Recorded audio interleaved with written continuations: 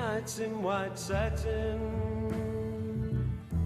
never reaching the end.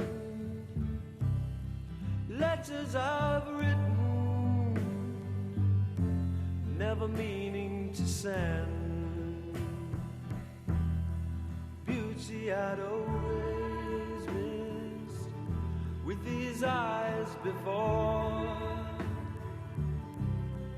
Just what the truth is, I can't say anymore, 'cause I love you. Yes, I love you. Oh, I love you.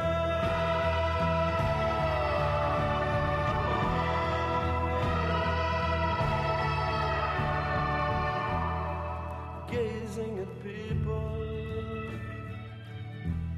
some hand in hand, just what I'm going through, they can understand. Some try to tell me thoughts they cannot defend. Just what you want to be, you will be in the end. And I love you. Yes, I love you. Oh, I love you.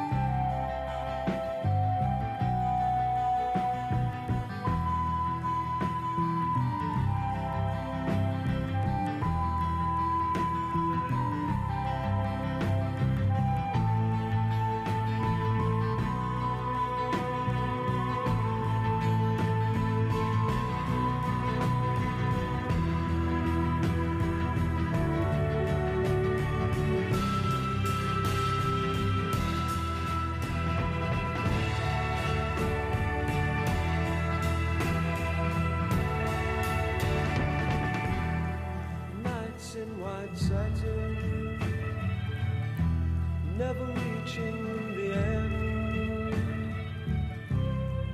Letters I've written, never meaning to send. Beauty I've always missed with these eyes before. Just what the truth is, I can't say anymore. 'Cause I love you.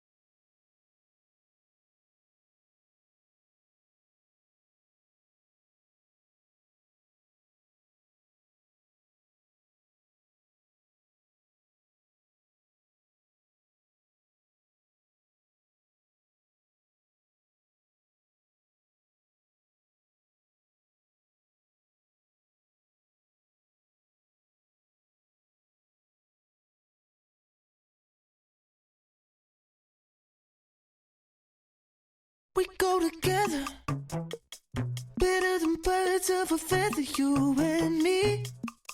We change the weather, yeah. I'm feeling heat in December when you found me. I've been dancing on top of cars and stumbling out of bars. I follow you through the dark, can't get enough. You're the medicine and the pain, the tattoo inside my brain. And baby, you know it's obvious, I'm a sucker for you. Say the word and I'll go anywhere blindly. I'm a sucker for you. Yeah. Any road you take, you know that you'll find me. I'm a. All right, good evening, everybody, and welcome to the Uski and Herbie show here on HerbFM Sports Radio. It's week 7 of the college football season in the ACC and also in the CAA, and this is the last week of non-conference games because we got one non-conference game left on the schedule. It's the Rhode Island Rams rolling into Blacksburg to take on a 3-2 Virginia Tech squad, but pretty much they are struggling, but they did beat Miami last week pretty handily down there in South Florida. So we have Coach Jim Fleming with us, the head coach of Rhode Island. So Jim, talk about this game. You guys are on a middle of a 3-game road trip. You finally got on the board with a big win against your rival Browns. So how big was that touchdown pass by your quarterback with 5 minutes left in the game? Well, he's made a bunch of them all year long, and so it wasn't surprising to us. And, you know, the 1-4 comment absolutely stings so hard because it easily could be 4-1 at this point in time. But bottom line is that we're thrilled we got on the right side of the win column. It's been a tough finish year for us, and so bottom line, we got a good opportunity to go down to Blacksburg and, you know, play a very good team. You say they're struggling a little bit. I saw them play a very good game and hang 42 points on Miami. So they're it's going to be an interesting, you know, interesting competition. Yeah, playing against somebody in the CAA, it's really tough in the CAA playing in the ACC. But these teams, they used to be in the Big East, you know, Virginia Tech, but Rhode Island hasn't played this team since 1980. So I guess I don't want to say you were around in 1980. I don't think I was even born in 1980 yet. So I guess a lot of Rhode Island fans haven't, you know, looking forward to their second matchup in a very long time.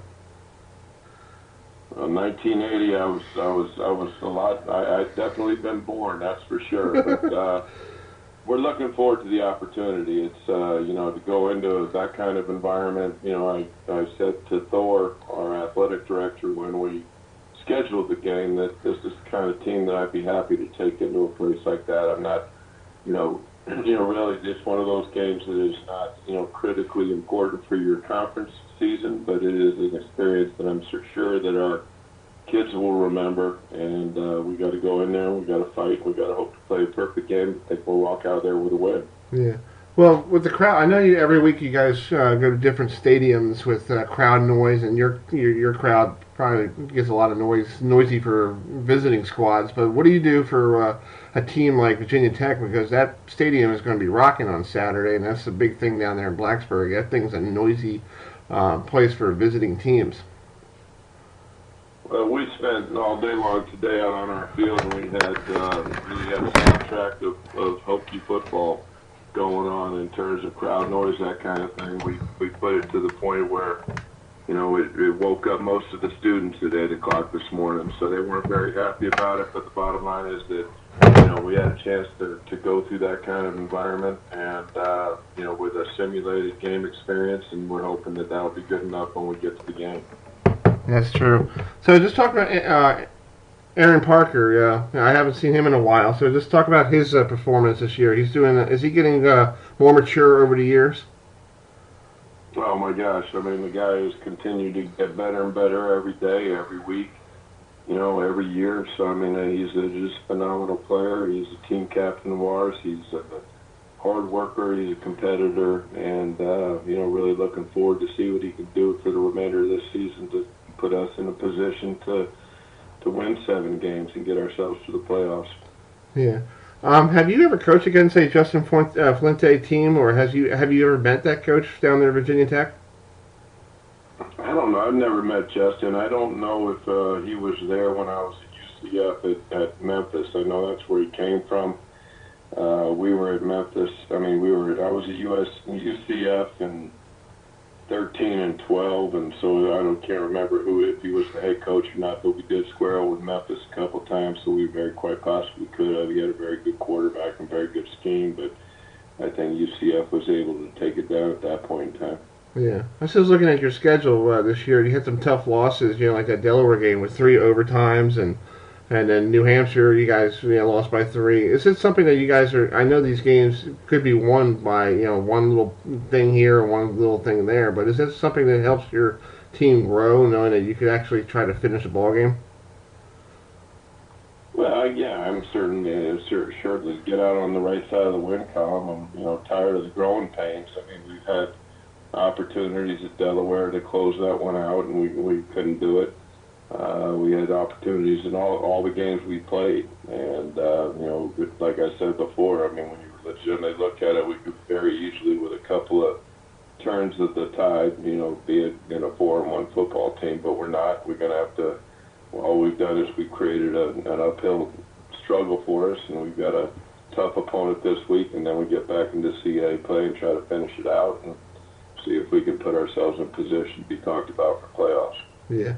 Well, let's talk about the CA real quick, because I know everybody's really surprised with Villanova being 3-0 in the conference. Up top where James Madison is and New Hampshire is 3-2. Are you very surprised about what you see at the top of the leaderboard here of different schools? Like Stony Brook is 4-2, but they're 1-1 in the conference. But Delaware, who is basically, you guys lost to them by 3 overtime game, but they're actually 3-2. Are you very shocked about who's up at the top of the leaderboard? No, I'm not shocked. This league is so competitive that anybody can beat anybody on any given Saturday, and I honestly believe that. I know that sounds like coach speak, but it's absolutely true. I'm thrilled for Villanova's start. We don't have to play them this year until we get to the playoffs and hopefully square up with them, but they've had a very good start to the season, and probably the signature mark on them is to beat Towson in whatever overtimes it took them to get it done. But that's the way this league is. Everybody can go after each other, and it's a very tough way to go about your business. But each team you play is a tough out. Yeah.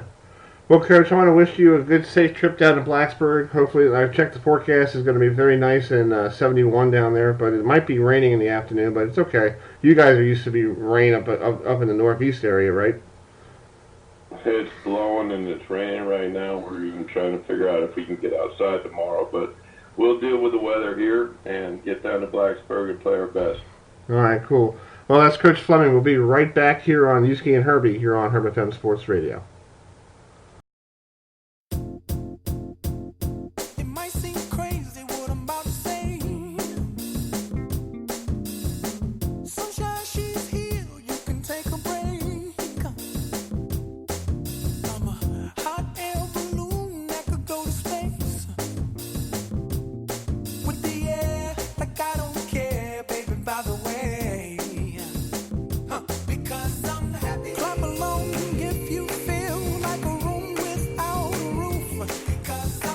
Clap along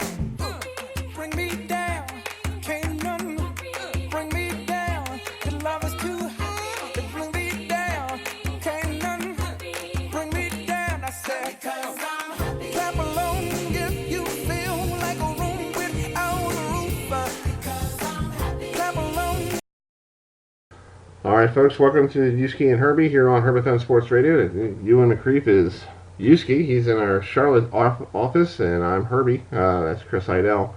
You just listened to Jim Fleming, the head coach of the Rhode Island Rams. They're going down to Virginia Tech this Saturday, game at 4 o'clock, live on the ACC network. Coming up in 8:15 in 5 minutes, we have our good friend James Bates, who is one of the analysts for the ACC on Fox Sports, or regional sports network. They do with all the games with down there. He was just at the Louisville game last week between Louisville and Boston College, and a former Gator. So we'll talk some Gator football with him as well. And then around 8:37 with Chantel Powell, who is a reporter for the Orlando Sentinel. We'll talk to her about the Seminoles taking on the Clemson Tigers this weekend in the Death Valley. And then at 8:45, George Bashira, who is the writer for the Shakedown Thunder Sports, a publication that covers the Fighting Irish of Notre Dame. We'll talk to him at 8:45. And then at 8:55, Euan will have the freshman linebacker Ola Mansky, who is a freshman linebacker for New Hampshire Wildcats. He was the freshman player of the week.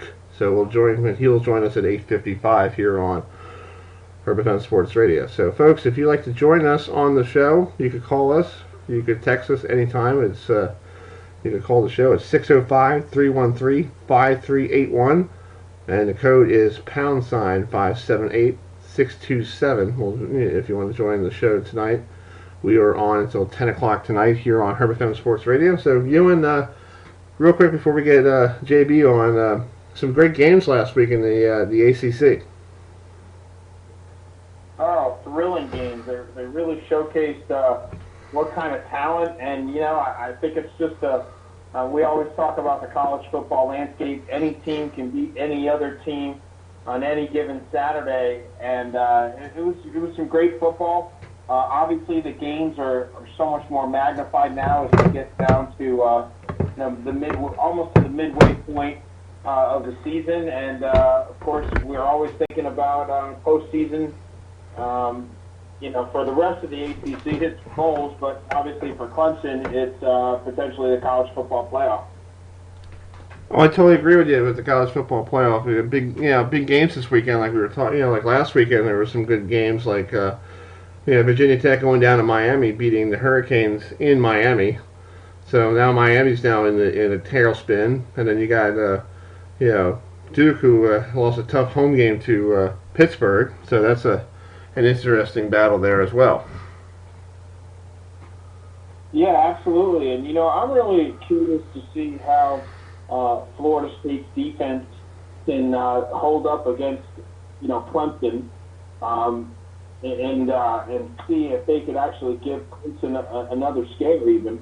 So it'll be interesting to see. Obviously, they have a great running game, and they're starting to play more competitive football.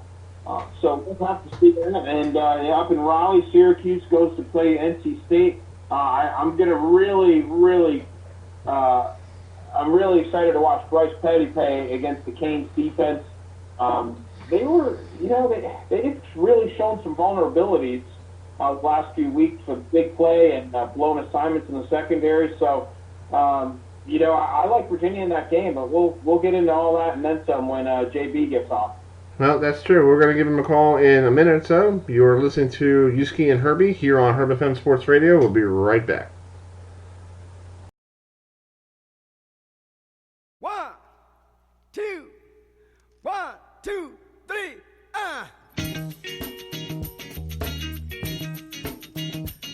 Hot pants. Hey, hot pants. Look, hot pants. Smoking that hot pants. That's where it's at. That's where it's at. Take your mind up on. It looks much better time. My feet will keep going. Girl, you're blowing my mind. Thinking of losing that funky feeling, don't. 'Cause you got to use what you got to get just what you want. Hey, hot pants.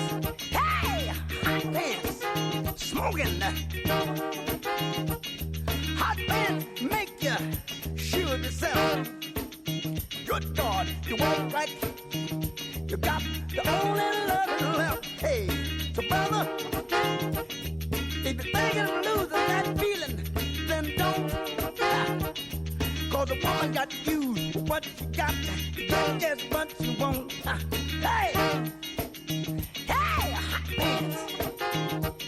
Now look, hot pants won't make you dance, but as slick as you are, you make the pants. Hey, bro, do you like it? The girl on there with funky pants on, she can do the ticking all night long. The girl on there with the hot pants on, she can do the funky ball. All right, folks, welcome back to Uski and Herbie here on HerbFM Sports Radio. And we have James Bates with us, who does a fantastic job on the regional sports network for Fox Sports. Last week he was down at that big game between Louisville and Boston College. I think Louisville and Boston College are still scoring their JV. Louisville. It's Louisville. Yeah, it's Louisville, right? Louisville. Yeah. Yeah, but I think so. Nobody stopped anybody yet. You're right. And we got thrown a curveball 24 hours before kickoff that Malik was now McHale Cunningham.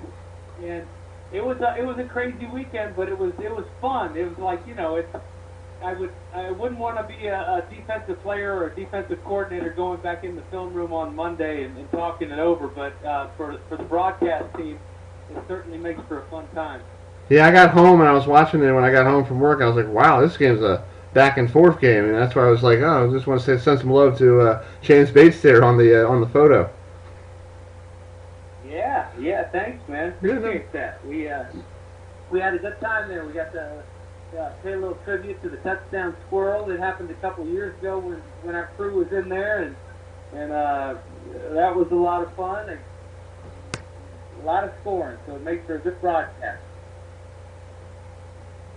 All right. Yeah, absolutely. Hey, JB, man, this is Euan. It's so good. Thank you so much for spending a little bit of time with us, man. How's the family? How's your daughter doing down in Florida? Well, thanks for asking. Well, my daughter's is swimming at UF. She's a freshman, and they had they had a weekend. They had 2 weeks ago. They had a weekend where they did like a Miami swing, and they swam at FIU, Miami, and FAU. And she got in her first couple meets as a Gator. She got, I think, 3 first-place finishes, 3 or 4 first-place finishes, and a couple second-place finishes, and just she's happy as can be. And I told her too, because we haven't been lighting the world on fire on the football field in Gainesville, and so I'm really excited for her and all their buddies that things are just a lot cooler when your football team is on top. And playing some good ball, and you got good energy going around, and so it makes campus life that much more fun.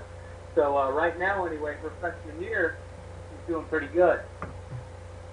Oh, that's awesome, JB. Hey, I wanted to ask you, you're doing the Duke game tonight. I wanted to ask you your impressions on Quentin Harris. Obviously, it's kind of hard to, compare with Daniel Jones when he left, but he's doing a great job, almost completing 70% of his passes. What have you seen out of the senior quarterback? God, when he was up there, he's played a couple games early on, where his number, I've seen the only game I've seen so far, and I watched a couple before we called the game, a couple more, but the only game I've seen was I would guess his worst game of the year by far. Man, did he have a tough game against Pitt, and Pitt was aggressive and turning the football over, but he's got to do a better job of taking care of the football. That's it's the name of the game. They've got an aggressive defense, but he had done such a good job of holding on to the football prior to Pitt, but it wasn't the case against Pitt, and then it was Pitt in the second half that turned it over so many times and almost gave Duke a chance to come back and get him. But I hope we get a crisp game out of him, because I think he's a really good quarterback. I mean, when he had to come in and spell Daniel Jones a couple times last year, he did such a good job, and he's ready. And so I hope he has a good run here. He's waited his turn, and there's something to say about that. I mean, it's this day and age, you get a guy that's a big-time high school player and he goes somewhere and doesn't start right away, then poof, he's out of there. So it's just nice to see guys like him that kind of wait their turn and put in the hard work and they're ready to go when it is their turn. Guys, like him, like Kyle Trask here at Florida, who, he waited behind Felipe Franks forever, and he's really well. Yeah, JB, I got to ask you, so many of my friends down here in Charlotte, we talk about the college football playoff, we talk about Clemson, and so many of them have obviously pointed out that Clemson's not dominating the way they did last year. Two questions. Are they still a part of your college football playoff? And what is it this year? I mean, obviously they lose a ton of NFL talent, but is there something that maybe stands out to you that's not giving the Tigers the kind of production and explosiveness that they had last year? Well, first off, I can only say kind of I've only seen really what everybody else, the average fan, has seen from them, because I haven't had one of their games this year, and so I haven't sat down and watched a lot of Clemson. I know they've got depth. I know they've got talent. I know they've got the right mojo there in the clubhouse, if you will, and so I don't know. I think one of the things that I'm most anxious to see the second half of the college football season is, do they put those pieces together and do they gel and do they really start to roll into the postseason? I think they'll have some tough games. Even a Louisville team. I mean, if Louisville, they've got so many athletes out there and they play hard, which is what the first half of the season. One of the biggest shockers to me is the way that they turned things around from last year. Last year, University of Louisville football team, I don't know how many players truly cared out on that football field. And I hate to say that, but it's the truth. We had them a lot. And one of the biggest shockers to me was how they came out and played against Notre Dame in week 1. I couldn't believe it. And that says a lot about them. But, they could give them a tough game. But I don't think they'll beat them, And so they'll make their way. And, yeah, I think they'll make their way the end of the season where they need to start peaking. They need to stay healthy. But, but like in Alabama, it's a team that can afford to have a few dings here and there because they are so deep. And we all know what the quarterback can do. We all know what Etienne can do. At the end of the day, it's kids college football age, and they're far from perfect. And no matter how hard the coaches coach them and try to put them in position, things don't always go according to plan. And so it'll be interesting to see if they can kind of get back on track where they are in dominating fashion in the second half of the season. James, last week the Blue Devils had lost to the Pittsburgh Panthers by a score of 33-30. They had a lead 30-26 on minute 29. How tough is it for a team like Duke have to go through that? How does it affect the team this week getting ready to take on a Georgia Tech squad that hopefully that doesn't have the same repeat? Well, the one thing they have going for them is Coach Cutcliffe. I mean, if there's not a more level-headed and put it into perspective and get him focused for the next week guy out there, and I mean that. I mean, I think the world of Coach Cut, and I feel like he has so many things and his priorities all in order, and therefore his players. They respond because you got to be careful. It's whether it's the head coach or the quarterback. You got to be careful. You can't get too high. You can't get too low. And I'll guarantee you, he was fired up after that big Virginia Tech win, but not to the point to where but it was detrimental. And the same thing when you lose a tough one like that. I would say, and we'll talk to him on Friday, but I would bet that, he would say that they were with all the turnovers they had, the fact that they were still in the football game was victory enough almost. And and no moral victories, and I know they would have loved to have won it, but just the fact that they were in the game as sloppy as they played early on. It just shows. It's like, hey, let's learn from this and let's go out and let's hold on to the football Let's not have these penalties, and let's see what we can do. And this is a Georgia Tech team that, you know, it's going to be a little while because of the personnel. This, you know, the personnel that's been brought in there to run the triple option, and now it's no longer the triple option. And they've got great kids too, and they've got smart kids too. And they're, you know, you can coach them up, but there's only so much you can do when you've got different body types to fit different positions. And it's just a revolving door at so many of these spots in Georgia Tech, where you're not really sure what you're going to get, you know. But they play hard and they play smart. It's one of the least penalized teams in football. They got to take care of the football, and they can't make mistakes. They got to continue to play clean football to give themselves a chance. And if Duke's going to continue to turn it over, then they will have a chance to win. Yeah, you know, I thought Georgia Tech, I mean, they showed some heart against Carolina, JB. So I thought, you know, I think for all intents and purposes, it's kind of hard to gauge where the program's going. But when your kids are showing up every Saturday playing hard, I tend to think it's going in the right direction. Right. Well, and I think anytime, too, that a team, I don't think Georgia Tech didn't score in the first half against Carolina, and North Carolina's running away with it, and then they come back and they make it a game. You know, I mean, there's something to be said about that. And it's, you know, the growing pains, and unfortunately, I know Georgia Tech fans or any other team who out there who's not having the season that they would like, you got to baby step sometimes, and they want it to happen right now. They want the immediate results. But, you know, I think that says something about the football team, the leaders on the team, the coaching staff. And, you know, they've had a tough run and got really waxed by people. And then they don't score in the first half against North Carolina, but to come out and play in the second half rather than just be like a water boy, we suck again. You know, they don't fold up the tent. They just go and they play hard and try to make a game out of it. I think that says something about a team. That's true. Well, yeah, no doubt. You know, your Gators going up to the original Death Valley. A lot of people think Clemson's the original Death Valley, but LSU. You know, Joe Burrow's been putting up some pretty good numbers. He was tested against a pretty good Texas defense, but how do you think he'll do against the Florida secondary? Your thoughts on the LSU passing game?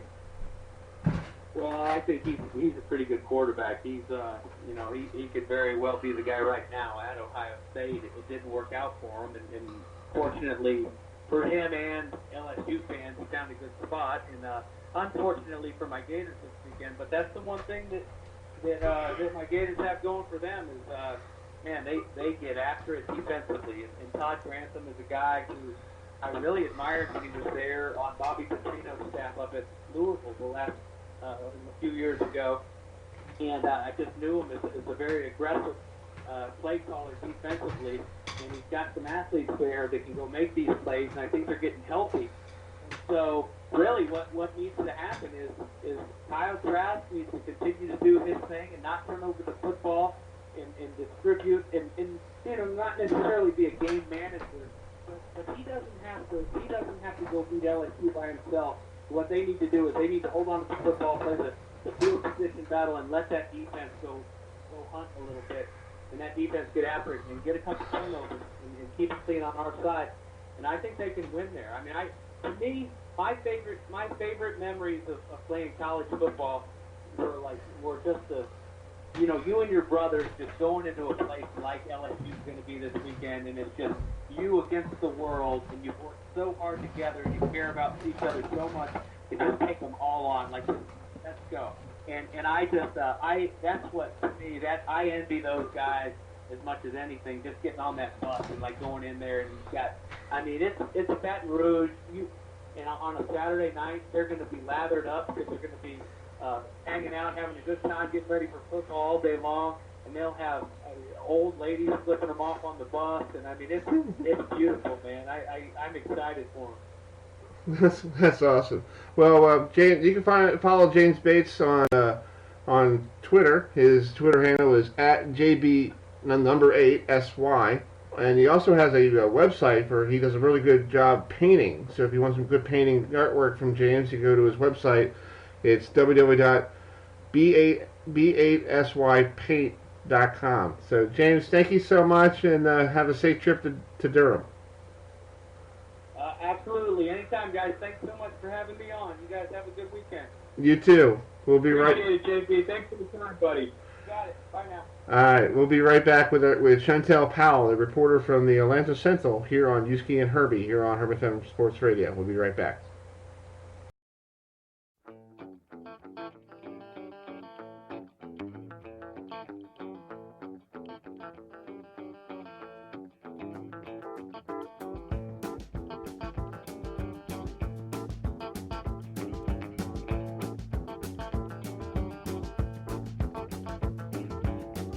Nothing that is wrong in wanting you to stay here with me.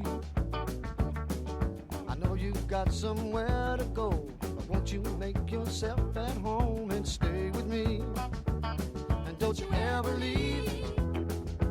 Lay down, Sally, and rest here in my arms. Don't you think you want someone to talk to? Lay down, Sally, so soon. I've been trying all night long just to talk to you.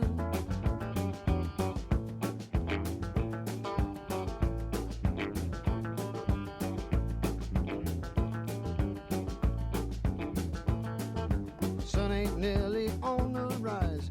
We still got the moon and stars above. Underneath the velvet skies, love is all that matters. Won't you stay with me? Don't you ever leave.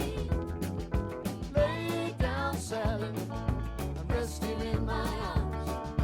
Don't you think you want someone to talk to? Lay down, Sally, there's no need to leave so soon. I've been trying all night long just to talk to you.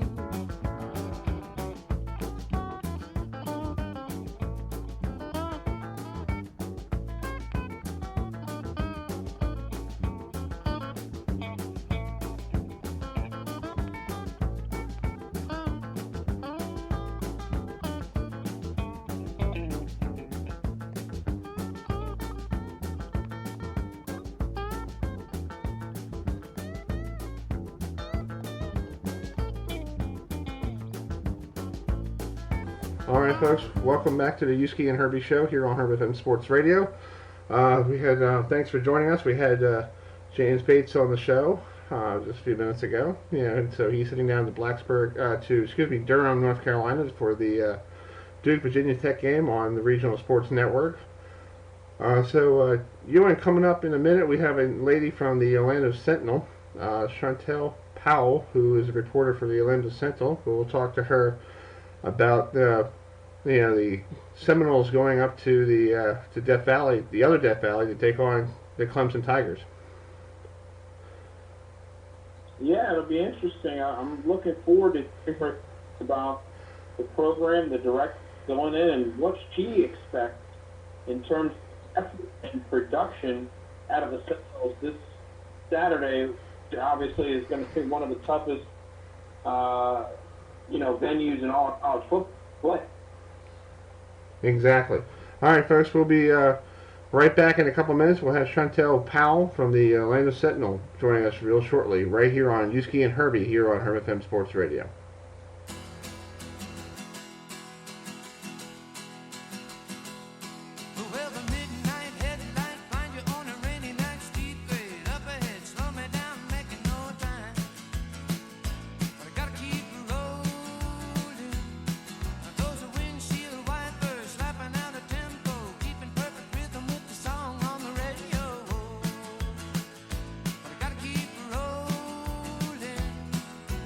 Ooh,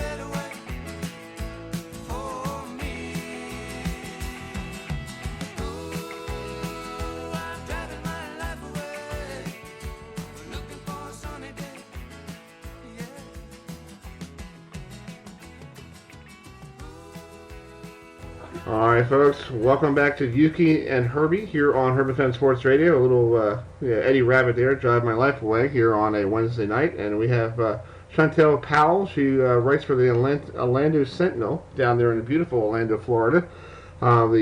She covers more of the Florida State Seminoles, and the Seminoles are rolling into Death Valley of South Carolina this weekend and take on the national champs. So, Chantel, let's talk about what was the mood like this week in practice there in Tallahassee.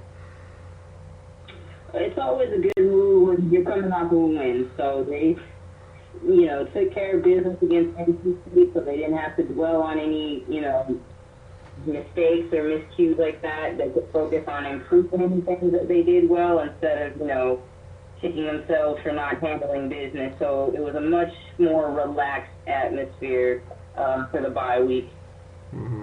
Well, do you like the two quarterback system that Coach Taggart's going to use on Saturday with Blackman starting and then Alex in the bullpen? I want to say bullpen because I know this is postseason baseball out there right now. But do you like that two quarterback system, or what's your opinion on that?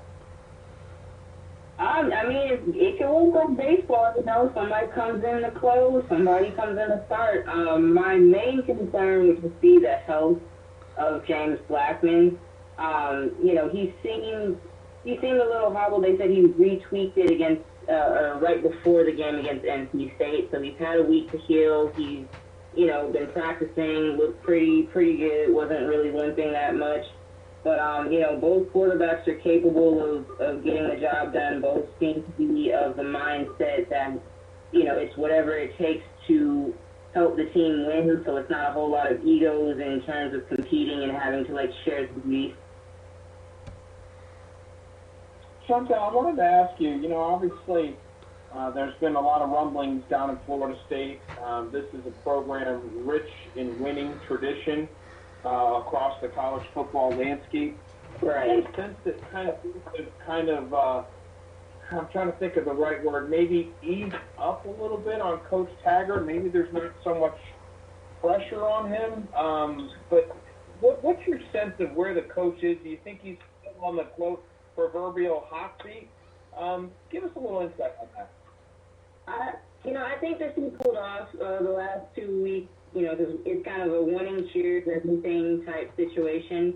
I think, from what I understand financially, they wouldn't be able to afford to fire him this season anyway. So he's kind of had, a little wiggle room there to try and change the culture around a bit for people that he wants in.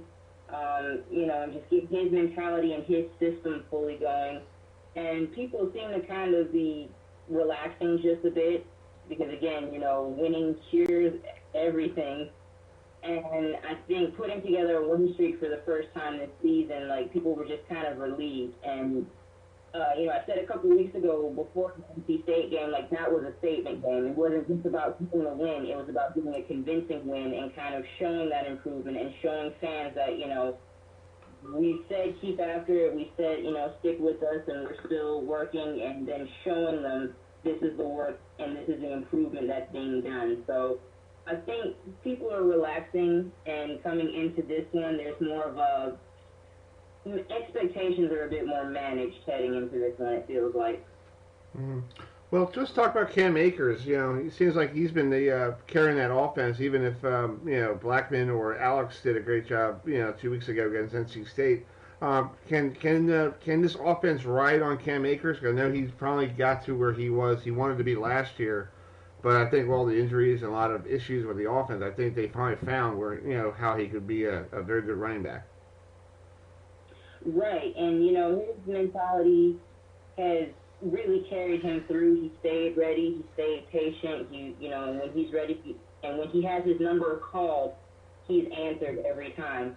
So so far 582 rushing yards, 7 touchdowns, and just earlier this season, he really just took over and made the decision. If no one else is going to make a play, I'll be the one to make the play and really get the offense going and really settle people and settle things down. So he's been the anchor on the offense, and it's impressive because you still have two pretty good passing quarterbacks who have over 500 yards this season, but the offense really does, rely on him a lot. Folks, we have Chanté Powell. She's a reporter for the Atlanta Sentinel. If you want to follow her on Twitter, it's Chantel Powell at Chantel Powell, and she has some very good stuff on there. She covers a lot of Florida State athletics and all that stuff, and she is a alumni of Hampton University. So you're from this area, right? The DMV or Lower Virginia? Well, I'm actually from South Carolina, believe it or not. Nice. And yeah, this is going to be my first trip to Clemson, oddly enough. I'm from Columbia, so, we were in Gamecock country. Uh-oh. Well, Chantel, I hope you have a safe... Yeah. Well, I hope you have a safe trip to Clemson. Hope the weather is not that too hot, and it could be good forecast for you guys, and hopefully you see a better performance from the Seminoles than the last time they were there. Here's hoping. You guys are having me. No problem. Folks, that's Chantel Powell. We'll be right back in 2 minutes with George Bashira, who writes the Shakedown Thunder Sports, who covers the Irish right here on Uski and Herbie. We'll be right back. They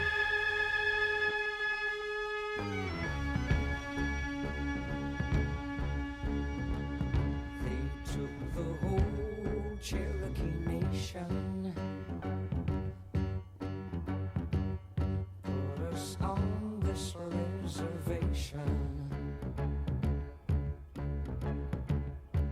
took away our ways of life, the tomahawk and the bow and knife, took away our native tongue, and taught their English to our young.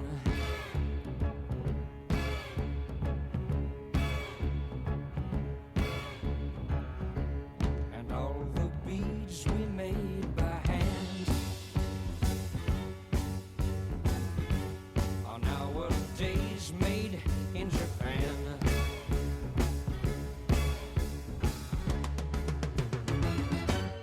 Cherokee people, Cherokee tribe,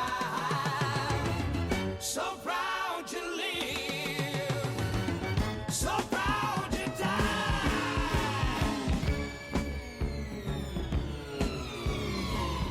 They took the whole Indian nation, locked us on this reservation. Though I wear a shirt and tie, I'm still part red man deep inside.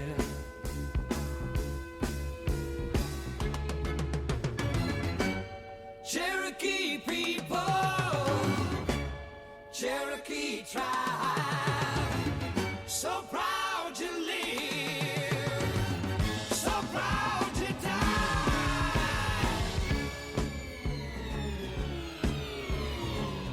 But maybe someday when they've learned, the Cherokee nation will return, will return, will return, will return, will return. All right, folks, welcome back to Uski and Herbie here on HerbFM Radio. We just got done listening to some Paul Revere and the Raiders, some classic 60s there. Yeah, we have a brand new gentleman on the show. His name is George Bashira, who writes for the Shakedown Thunder Sports. It's a publication that covers Notre Dame football. So we heard him a couple weeks ago on a teleconference call with Brian Kelly. So we're like, hey, let's get him on and talk Irish football. So George, thanks for joining us. Talk about this big rivalry this weekend at 7:30 there in South Bend between the Irish and the Trojans. So this is a big battle. It's going to be cold. It should be cold. Yeah. Oh yes.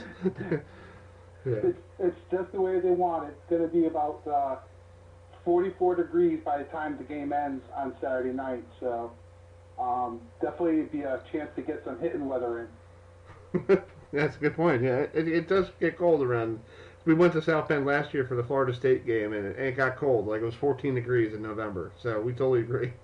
So Yeah, I called the snow in that game about a month out from that game, so nobody in the press box was happy with me. Oh, that's nice. Hey, George, I wanted to ask you, you know, I have one of my best friends is a Notre Dame fan, and he tells me, hey, if Notre Dame can go into the Big House and beat Michigan, that the Irish are right back in the hunt for the college football playoff. You know, I look at, obviously they don't have a very tough out-of-conference schedule. They had a good showing against Georgia. What are your thoughts about that statement? Can Notre Dame, in effect, you know, and I know it'll also help, too, if Michigan keeps winning. Can you shed a little insight on that, what your thoughts are on that? Absolutely. So I've been saying since the loss to Georgia that, but even as they say at the university, every week's a big week at Notre Dame when they play football because they don't have a conference, so they got to go out and win every game. So I'm thinking it's every single game on the schedule. I think what it comes down to is the unknown of what the College Football Playoff Committee is going to use for, you know, their selection. So is it style points? Is it strength of schedule?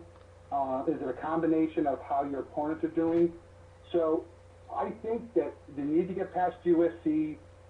I think if they beat Michigan, but they got to run the table. Right now, future, they're relying on other people to make it into the playoffs. But I seriously think that there's a possibility.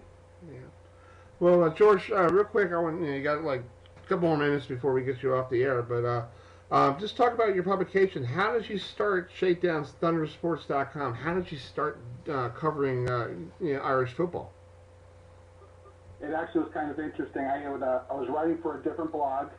A friend had brought me into the group, and I got the Dear John letter in an email saying, we're changing directions. And I didn't realize you can get fired from a volunteer position. Wow. So I was getting ready for work, and I was like, I got to continue this. I've made great relationships with the folks at the university by covering hockey, men's and women's basketball, and Shakedown with Thunder Sports was born. So we're in our second year of football, and we're going into our third year of hockey coverage. Oh, that's cool. That's cool. So, so I guess this is your second year. I guess your first year you did cover a USC game, right? Did you get a chance to cover a USC home game, or were you kind of didn't know who you were? I was home sitting on the couch in Osceola, Indiana, watching the game. Unfortunately, okay. I didn't have the cash to get out there to USC, but I got some other really good games in. I was down in Texas for the Cotton Bowl. Unfortunately, that situation didn't pan out well. Mm-hmm. Okay, yeah, we were down in the Cotton Bowl as well. I came down and got there. I said we probably sat next to each other, didn't know who you were. You know, we probably did. Absolutely. Yeah, probably did. Yeah. But it's definitely an interesting position to be in. 2 years ago, I didn't think I'd be sitting here talking to a couple of great guys and talking Irish sports. So I'm very excited that you guys had me on today. Well, we appreciate having you. But one last question to ask you about the Irish. Can they take on that play against that USC defense, challenges against that defense of USC? I know USC is not USC, but they're still USC, right? Oh, absolutely. If USC is not Georgia. Mm-hmm. Georgia had some pretty beefy guys up there on the line when we played them the second game in the season, and for the most part, the offensive line kept them away from Ian Book, and that's very huge. Ian Book being vertical is very important to part of the Irish success. Mm-hmm. So keeping those guys on the defense away from Book and letting him do his thing, and then making holes for Tony Jones Jr. And by the way, Jafar Armstrong is second on the depth chart this week, coming back after his injury at Louisville. So, see, I said that correct. Hey. So we get a chance to see what Tony Jones Jr. and Jafar Armstrong can do together in the backfield. That's true. Well, you could actually visit George on Twitter. You could go to Shakedown the Thunder Sports. That's at Shakedown the THU. That's where you could follow all his stuff he does with the Irish. Yeah, he has a nice picture right now, 5 years ago, of what they're playing this weekend in South Bend. A nice trophy there for the USC Notre Dame rivalry. And then you could visit his website. Yeah, it looks pretty cool. It looks really neat. You also could go to his website anytime to read his blogs or anything about Notre Dame if you want to catch up on Notre Dame football or hockey, whatever he does. It's shakedownthethundersports.com, and you'll see a nice big picture of them sitting there waiting to do the alma mater right after beating Bowling Green. How many media members were there for the Bowling Green game last week, George? There was a good. I mean, I would think there was probably about 15. Okay. 15 different 15 media folks. Oh wow. Yeah, it was a pretty decent sized still press box. Oh, okay. I was just wondering. I didn't think Bowling Green has more than 15. Yeah, media members. I'm like, no offense to Bowling Green. I'm sorry. I stopped by. They have a Bob's Big Boy on the way over, so I did that on my Ohio trip. So, all right. So George, thank you so much, bud. Have a great evening. Thanks for coming on, and we'll talk to you a little bit down the road. Absolutely. So thank you guys for having me on. You're welcome. We'll be right back. We'll be right back with the New Hampshire linebacker Oshie Manwick, who is the National Freshman Player of the Week in the FBS. So we'll be right back here on Uski and Herbie on HerbFM Sports Radio.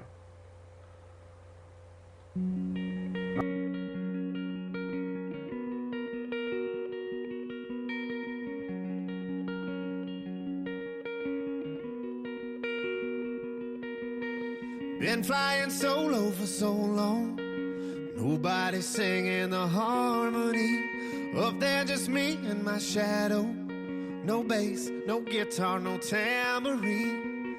And I found you like a melody, and you were singing in the same key as me. We had them dancing in the streets. I don't wanna be a one-man band, I don't wanna be a rolling stone alone, putting miles on a rundown van.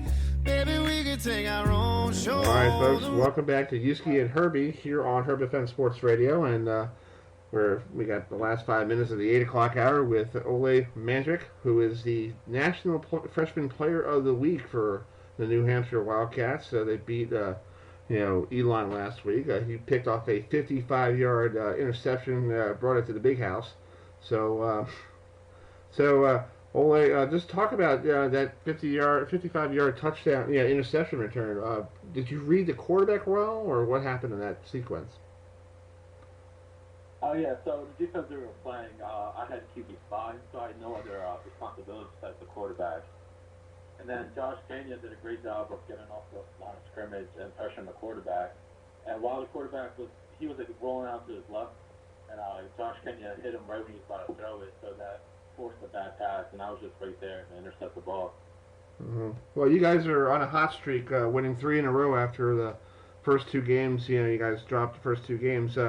Just talk about the winning streak, and is it something to do with Coach Mack, who is right now on the sidelines? Is everybody, just basically, huddling around each other and becoming more family? Oh yeah, definitely. We definitely stuck around together. We knew the first 2 weeks we didn't play as well as we could have. Our defense, I don't think, caused 1 turnover. And then in the past couple of weeks, we progressively gotten better at causing turnovers. Last week, I think we had 5 altogether. Mm-hmm. Well, that's good. That's good. So this week you guys go to Long Island. I'm from Long Island. I'm from Oceanside, but you guys go to Stony Brook to take on the Seawolves. What's in your first CAA matchup of the year? So this is really late for you guys to have your first CAA matchup on the road. Yeah. Well, we're all looking forward to it, definitely, because it's another CAA team. They're pretty good right now. They just lost to JMU on I'm pretty sure it was an overtime. Mm-hmm. So it's going to be a great game, and we're all looking forward to it. Yeah. So how did New Hampshire find you on your radar? How did you get an opportunity to go up to New Hampshire to play college football? So during my junior season, Coach Gillick gave me a call, and then came to school. And then he came in, talked to me, said what's up. And then after that, I didn't hear from them for a little bit.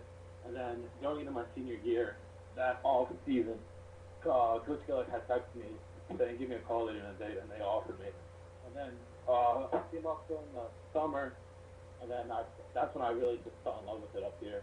No other place has this family connection like New Hampshire does, and the coaching staff really truly believes in what the players are putting in and believes in one another. So that's why I ended up choosing New Hampshire. Yeah. Has this been one of those weird years for you in your college football career? In your football career, having your head coach taking a break for a while because of health issues. Have you ever had that before in your life?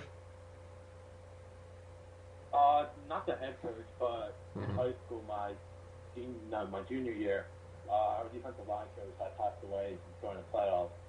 So I kind of had similarity about health issues with coaches, but never a head coach. Okay, that's cool. Well, Ole, thank you so much for joining us, bud. Hope you have a safe trip to Stony Brook this weekend on Long Island, and hope to see you next Saturday in Delaware. All right, thank you. All right, man. We'll be right back with Tim Beret, the former SID of Clemson, who's now doing some radio work for the Clemson Sports Radio Network. You'll join us right here on Uski and Herbie. We'll be right back.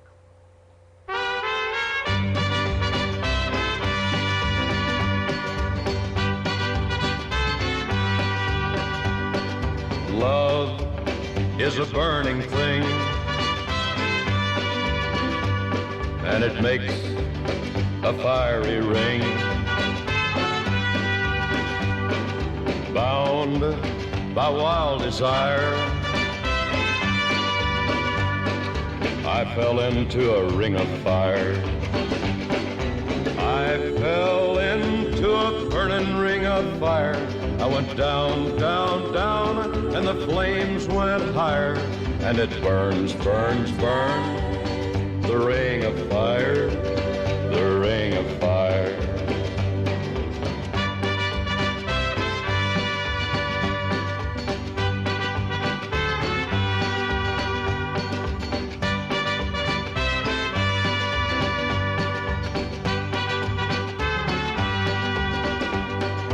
I fell into a burning ring of fire. I went down, down, down, and the flames went higher. And it burns, burns, burns, the ring of fire, the ring of fire. The taste of love is sweet when hearts like ours meet. I fell for you like a child. Oh, but the fire went wild. I fell into a burning ring of fire. I went down, down, down, and the flames went higher. And it burns, burns, burns, the ring of fire, the ring of fire. I fell into a burning ring of fire. I went down, down, down, and the flames went higher. And it burns, burns, burns, the ring of fire, the ring of fire. And it burns, burns, burns, the ring of fire, the ring of fire, the ring of fire, the ring of fire.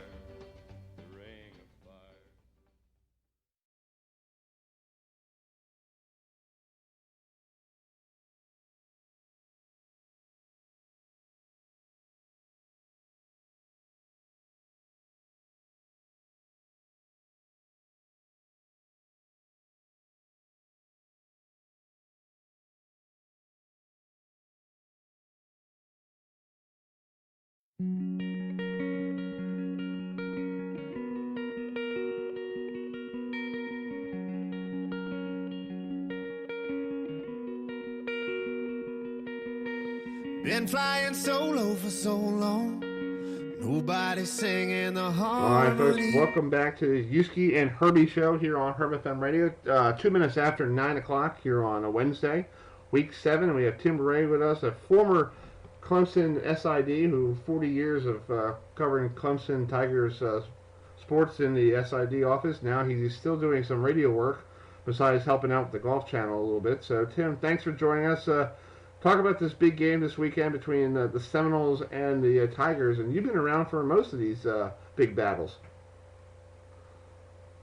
Yeah, you're right. Let me think. Of course, we actually played Florida State as non-conference opponents in 1988 and 1989. Those were two great games. Of course, everybody remembers the Uski game in 1988 that Florida State won 24-21, and then the following year, Clemson actually won at NC State rather handily, 34-23, a game in which the Tigers jumped out 28-7 in the first half. So, and then of course in 1992, Florida State joined the league, and they pretty much dominated the league in the series until Clemson finally won in 2003. So it's been pretty close since then. Both teams have, had their runs of success. And actually, they asked Coach Sweeney after practice today about where the rivalry ranks, and it occurred to me there's not a whole lot of rivalries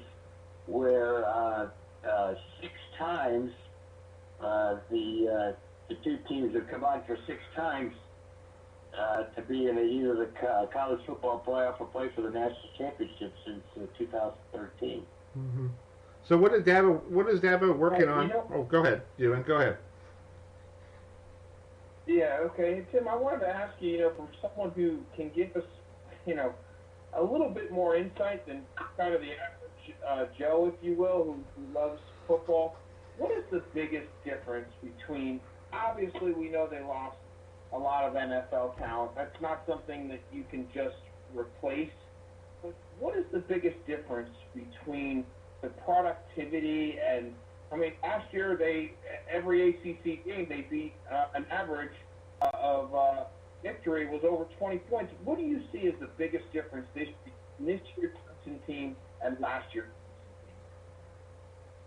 Well, everybody is certainly focused on the the North Carolina game, which is the most recent game. We've had two weeks to break it down, and that broke a streak of what did we have? 14 straight wins by at least 14 points, and all of those were by at least 20, except for the Texas A&M game when Texas A&M scored a touchdown in the last 6 seconds.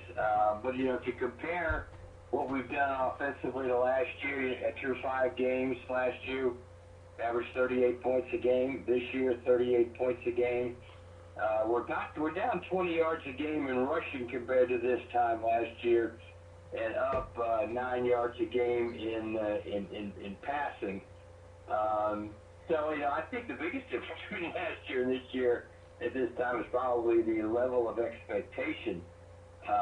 This time last year, we're coming off of a good season, a 12-2 season, but with all the different changes we had at the quarterback and other positions on offense, the expectations were at level. And now, after we finished last season with such a dominant fashion, winning the last 10 games by at least 20 points, people didn't expect us to get to third down this year and score on every possession. So I think as much as anything, it's the level of expectation. Statistically, we're pretty much the same, and even last year through 5 games, we played an FCS opponent. We have yet to play an FCS opponent yet this year. And Trevor's long passing game has not been as sharp as it was at the end of last year. That's probably the biggest difference. Yeah.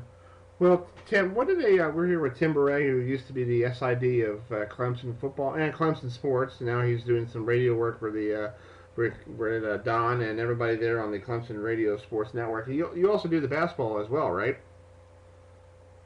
I do basketball. Yeah, this will be my 41st year doing basketball. This is my I did a few games last year have substituted for Rodney Williams, and then Rodney at the beginning of this year decided he wanted to spend more time with his family. So I've become the primary color commentator on the football radio network. I actually did all the games from 1982 to 1988 when I was an assistant way back many years ago. But yeah, I really enjoyed it, and I appreciate Clemson giving me the opportunity to do it. Hey, it's not bad for a Notre Dame grad, right? Yeah, going to do Clemson That's football, right. right? Yeah, it's pretty cool, right? Yes, it is. Yeah. Well, Tim, real quick, with this game against Florida State, and it's not like this Florida State game is, but not these are not the Seminoles that you knew a couple years ago with Jimbo Fisher and with Jameis Winston and all that stuff. This is completely a different Florida State squad, but Dabo's been talking all week like this Florida State squad is like the coming off a national championship. Is this just something that he's trying to divert everybody, realizing that Florida State is that good, or is just that's the way that Dabo is just trying to keep it from being in the newspapers? Well, Florida State did hear him say that this is the most talented team we've played. So far, I'm sure the recruiting experts would. Probably beg to differ because Texas A&M has a lot of 4 stars and 5 stars, but we do recruit against Florida State, and so Dabo does have a real good appreciation for their level of talent. I know Cam Akers is a guy that Clemson recruited, and he's having a terrific year at the running back position, and they have some other very good offensive weapons that he's well aware of. So, like all coaches, they look at the things when they look at the film and what aspects of the opposition has that keeps them up at night or keeps them thinking of different ways to counteract what they can do. Mm-hmm. Well, Tim, thank you so much for coming on. You can follow Tim on Twitter. He writes a lot of stuff on Twitter. On his Twitter handle is Tim Beret. At Tim Murray. And also he does a lot of golf as well. Real quick, a golf question for you. What did you think about the golf season this year? I know you do a lot of stuff with NBC. What did you think about Tiger winning the Masters and other stuff? Well, I made an analogy between the golf season and the Clemson football so far this year. I worked the British Open when Rory McIlroy shot a 79 in the first round and did not even make the cut. And then, of course, he comes back and wins PGA Tour Player of the Year and finished very strong. So, even golfers have some off days. Maybe Clemson had its off day a little bit against North Carolina, but hopefully the Tigers will come back strong, just like Rory McIlroy did in the PGA Tour season. Exactly. Well, Tim, I hope to see you probably in December, like we always see each other in December in Charlotte, but you never know. That's why they play the games, right? That's right. Got a lot of games still to play. We're not even halfway through the season, but great talking to you. All right, that's Tim Beret. We'll be right back with the guy who covers the Miami Hurricanes, John Mitchell, for 15 years, a veteran radio host, and to contribute to the State of the U. We'll talk about how bad Miami is doing right here on Uski and Herbie. Here on HerbFM Sports Radio. We'll be right back. Do believe I'm gonna clap my hands. I think I might tap my feet. Put together a one-man band. Take it walking on down the street. Have a one-man parade. Nobody needs to know, 'cause I'm right good secrets, and I don't believe they show. All I want is a little dog to be walking at my right hand, taking the breeze just as free as you please, maybe checking out a K&O garbage can. Talking about a one-man dog, y'all, nobody's friend but mine. Hey, now you can say that he's looking kind of funky, but I do believe it suits me just fine. We were off the road again. I was wondering what to do. But on the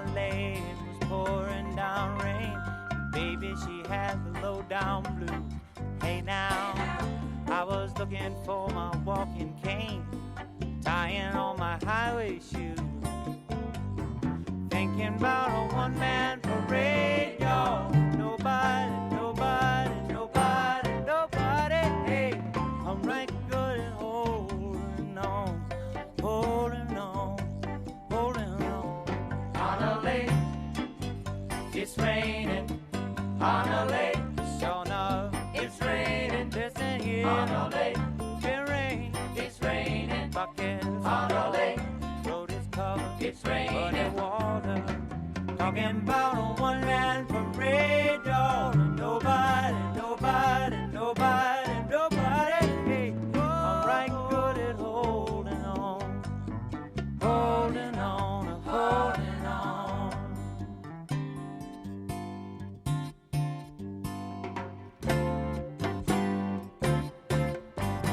La la la la la la la la la la la la la la. All right, folks, welcome back to Uski and Herbie here on HerbFM Sports Radio. This guy is a one-man band, like what James Taylor says a lot in his songs. Jerry Ratcliffe with us, so Jerry's going to take a road trip to Miami on a Friday night. Hopefully the weather's good down there in South Florida. Virginia coming off their bye week after losing to the Irish in South Bend, taking on a Miami squad that's reeling. So, Jerry, what did Coach Mendenhall do last week during his bye week to get ready for the Canes? Well, guys, they worked really hard on the running game, which was their downfall at Notre Dame.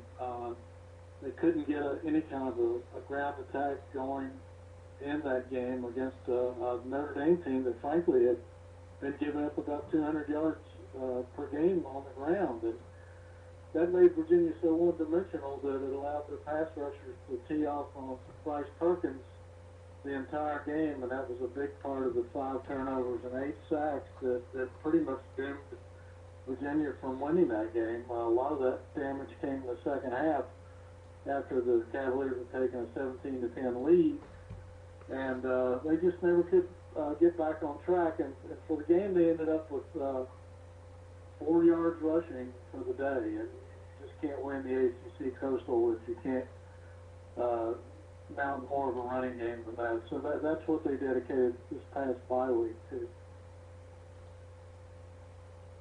Hey, Jerry, I wanted to ask you about, obviously, you're very close to the program. You know, there's so much more to wins and losses than the play of your quarterback. But having said that, you know, Bryce Perkins is the quintessential dual-threat quarterback. What have you seen out of his play this year?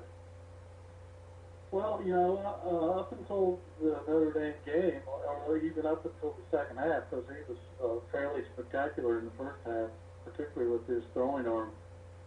He's a better passer this year. I think he's a better decision maker, a little bit better leader than he was in the past. I mean, last year was really his first real exposure to FBS football, and I think he's just a better overall quarterback right now. And I think the way he decided in the offseason that how his career here is going to be defined is how he can lead this team in critical moments in critical games. And last year he had a couple of downfalls late against Georgia Tech and Virginia Tech that they could have won. And he made a couple of mistakes that hurt the team. And I think he knows that's how he's going to be judged, particularly by Mendenhall, who kind of challenged him on that. Are you the kind of quarterback that can lead us to a championship? And so I think those are the areas where we've seen improvement, and I think he felt bad that last 2 weeks ago that he did throw some interceptions at Notre Dame and fumbled the ball on a couple of strip sacks.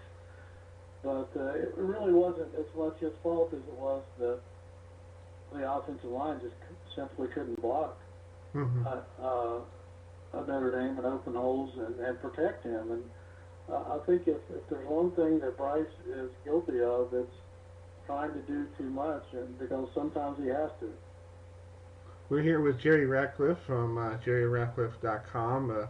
He covers a lot of the Virginia Cavaliers sports and also ACC sports. You can follow him at Jerry Ratcliffe on Twitter. So Jerry, just talk about the Cavaliers' offensive line. Can they match up against the Canes' defense and their linebackers and backs? That's going to be the real challenge, Chris. I think talking to Virginia's coaches for the past several weeks, that they felt all along that this was probably going to be their strongest challenge as far as Virginia's offense goes, is to move the ball against Miami's defense. And although we saw Virginia Tech do that last week with relative ease at certain points, I don't think it's a given that Virginia can just march into Miami and move the ball at will. Mm-hmm. The Hurricanes have some pretty good defensive personnel, particularly the front seven, and that's a pretty good secondary too. So I think they're only giving up 78 yards a game on the ground, and that's going to make it even tougher for an offensive line that has not really proven that they can get the job done. So it's going to be a real challenge to go in there and try to put up points on this Miami defense. That's a good point. Jerry, what's the last time both a Virginia Cavalier team beat a Florida State and a Miami in the same season? Well, I know back during the Mike London era, and it might have been 2011. I think at that time they became the first, at least the first ACC team, if not maybe the first team ever to beat Miami and Florida State in the same year. And most of those games might have been on the road. I'm not sure, but I know that was the last time that Virginia did it, and apparently that was the first time that at least anybody in the ACC had done it. So it's that's what they got to do, though. If you're going to win the Coastal Division title, you pretty much have to beat Miami on the road, and that's this game could have huge implications on the Coastal race, and nobody's more aware of that than Bronco Mendenhall. Virginia is the only Coastal Division team that has never won the Coastal. Everybody else has won it. So. And they were tapped in the preseason, as you know, to win it. So they know that if they're going to do that, they've got to beat Miami Friday night. It's just that plain and simple. So basically, the Cavaliers are still in the clubhouses. If the season ended today, they will take on Clemson down there in Charlotte. And do you think there's a lot of Virginia fans make that trip to Charlotte if the game was today? I think they would, and I'll tell you why. Because one, they're really hungry for a winner. I mean, they showed up well in Charlotte for the bowl game back in December against South Carolina, and if you go back to the Al Groh days, they played in two of the old Continental Tire Bowl games that were played in Charlotte, and they were well represented. But I think this is a fan base that would be extremely excited to be able to play for an ACC championship, something that they really haven't been a part of since 1995, 10 years before they went to divisional play. So yeah, I think Virginia fans would turn out en masse for that game. Yeah. Well, Jerry, thank you so much for coming on, folks. If you want to read more about Jerry Ratcliffe, he does a lot of good work. You can go to his website, jerryratcliffe.com, and you can read all his good articles. He just got done doing the basketball media day for the ACC basketball, so I guess Coach Bennett is ready for another title, right? Yeah, as a matter of fact, I wrote an article about that on my website today. I just asked him, I said, the last 2 years you've been to Charlotte, you told us how much you had a burning desire to take this program to the Final Four. It was really the last thing that they haven't done, and at least in 30-some years. And so now that you've done it, he actually told us on the night they raised the championship banner a few weeks ago that he sat in his hotel room the night after the Final Four semifinal win over Auburn. He was alone in his hotel room. His family was downstairs doing whatever, and he said the tears just began to flow. I think the emotion of it all hit him really hard, and that they were in the national championship game. And I asked him, I said, after all that you went through, you know, what are your emotions now? Do you feel vindicated? Do you feel like the pressure's off? You know, how do you feel? And he said, I feel, now that I've had a taste of it, he said, I want to win another one. And so, I don't know that this is the year to do it, but I think they are building maybe toward next year when they should be even stronger. But there's no question there's a burning desire in his belly to bring home another national championship. That's great. Well, Jerry, have a safe trip if you go down to South Florida. It's going to be 86 degrees on Friday, so enjoy the weather. Yeah, man, can't beat that. No, you can't beat that at all. No. So, thanks, Jerry. Thank you so much. All right, guys. Have a good night. All right, that was Jerry Ratcliffe from jerryratcliffe.com. Folks, if you want to join us here on HerbFM Sports Radio, you can always give us a call at 605-313-5381, and the pound code is #578/627. We'll be right back now. We'll be right back with our good friend John Michaels, who writes for the State of the U, and a 15-year radio veteran. We'll talk some Canes football right next, right here on Uski and Herbie.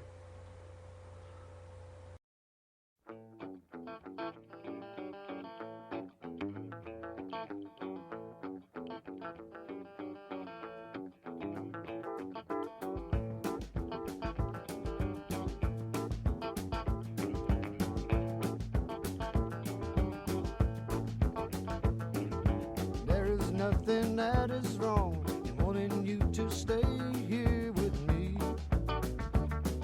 I know you've got somewhere to go, but won't you make yourself at home and stay with me? And don't you ever leave. Lay down, Sally, and rest here in my arms. Don't you think you want someone to talk to? Lay down, Sally, so soon. I've been trying all night long just to talk to you.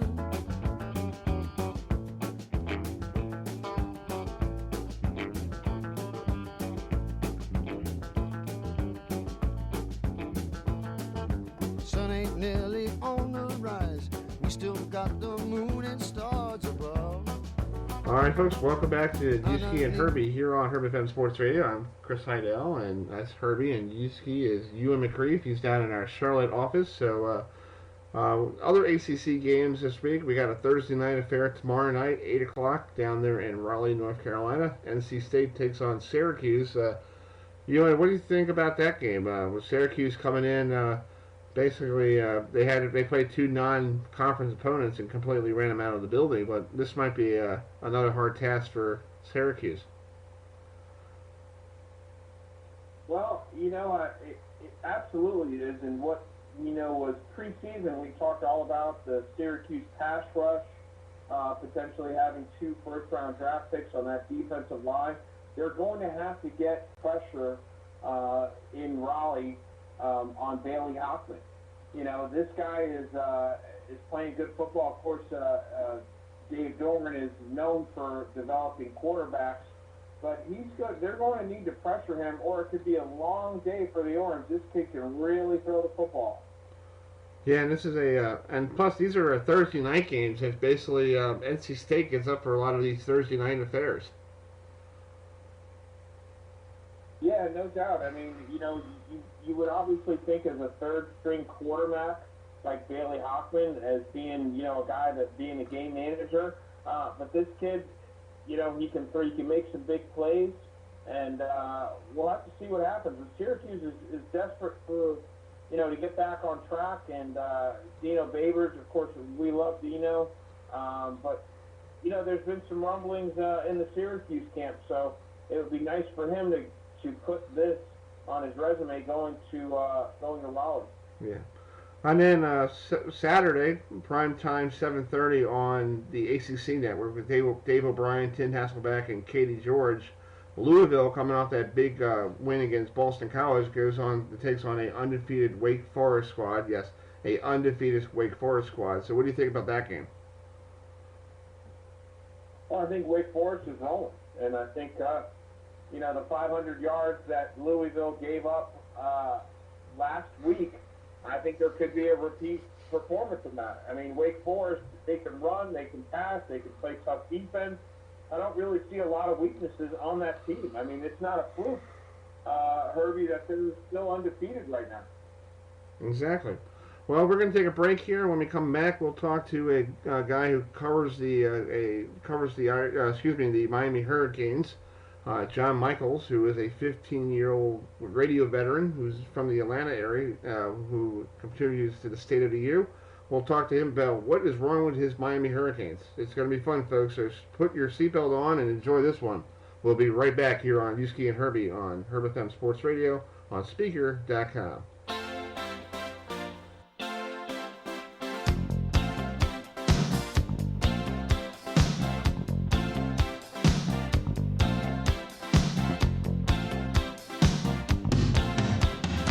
A man walks down the street, he says, why am I soft in the middle now? Why am I soft in the middle? The rest of my life is so hard. I need a photo opportunity. I want a shot at redemption. Don't want to end up a cartoon in a cartoon graveyard. Bone digger, dogs in the moonlight. Far away, my well-lit door. Mr. Beer Melly, get these mutts away from me, you know. I don't find this stuff amusing anymore. If you'll be my bodyguard, I can be your long-lost pal. I can call you Betty, Betty, when you call me, you can call me out. A man walks down the street, he says, why am I short of attention? Got a short little span of attention, and whoa, my nights are so long. Where's my wife and family? What if I die here? Who'll be my role model now that my role model is gone? You duck back down the alley with some roly-poly little bat-faced girl. All along, there were incidents and accidents, there were hints and allegations. If you'll be my bodyguard, I can be.